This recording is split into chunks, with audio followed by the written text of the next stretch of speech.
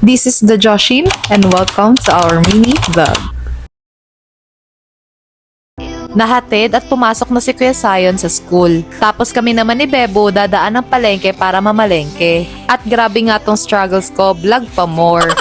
Kapag dumadaan kami dito sa Uncle John's, hinahayaan ko talagang maglaro si Bebo dito dahil natutuwa siya. Hindi ko alam kung anong tawag sa isda na to pero bumili ako ng 2 tumpok. May bagong bukas na bakery dito malapit sa amin. Bumili lang ako ng crinkles at tinapay na may palamang ube. Sinubukan kong pakainin si Bebo ng crinkles. At mukhang nagustuhan ni Bebo. May bagong paboritong pagkain na naman si Bebo. Habang naglalakad kami ni Bebo, may nakita kaming tuyo at mukhang sariwa at maganda. Tapos biglang umambon, kaya nang hingi ako ng plastic sa nagtitinda ng tuyo at nilagay ko sa ulo ni Bebo. Bumili lang din ako ng siling green at okra. At para sa almusal ko naman, bumili lang ako ng saba. Grabe, ang sarap ng sikat ng araw. Anong lasa be? Lasang ice cream, cherries.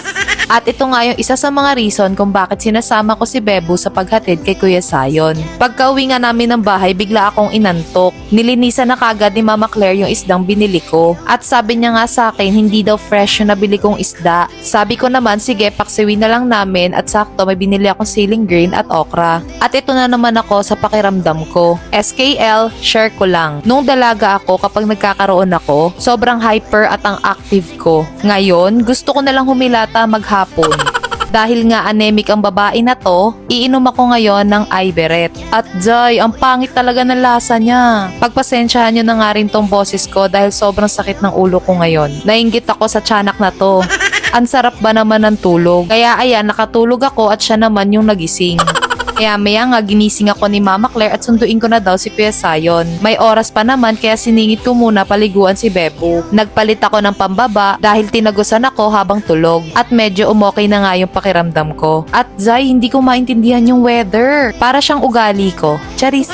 O tara, sunduin na natin si Kuya Zion. Hinahanap ko nga dito yung naghatid sa amin kanina. Hindi ko kasi siya nabayaran kanina dahil wala akong kabarya-barya. O siya, bukas na lang. Dumiretso na nga ako dito sa main gate ng school nila Kuya Zion. Sa sobrang lakas ng ulan, pinapasok na lang yung mga parents na magsusundo. At dumiretso na nga ako dito sa tapat ng room nila Kuya Zion. At habang nagiintay nga ako dyan, nakikipagchismisan din ako.